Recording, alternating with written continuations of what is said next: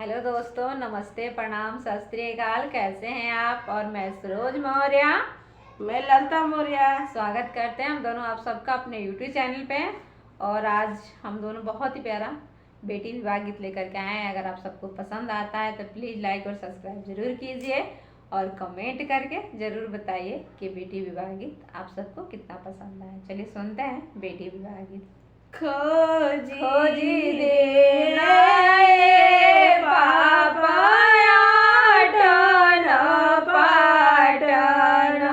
खोजी दीना सोने के गिलास, खोजी दीना पापा आटन पाटन, खोजी दीना सोने के गिलास, खोजी दीना पापा पतर समदिया, खोजी दीना बर भगवान, कतहु न मिले बेटी आटन पाटन, कतहु न सोने के गिलास, कतहु न मिले बेटी पतर समदिया,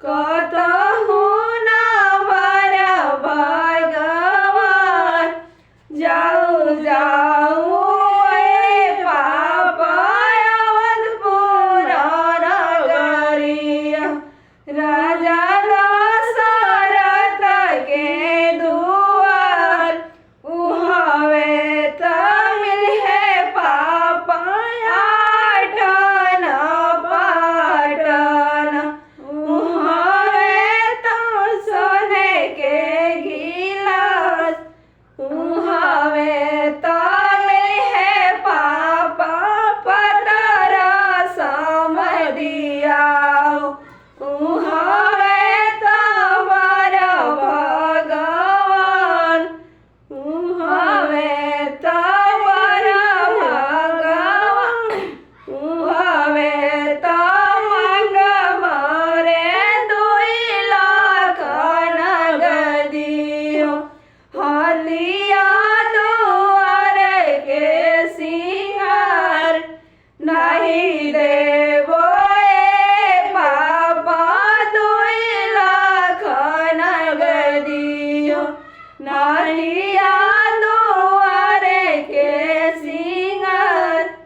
कृपया मेरा चैनल को सब्सक्राइब करें।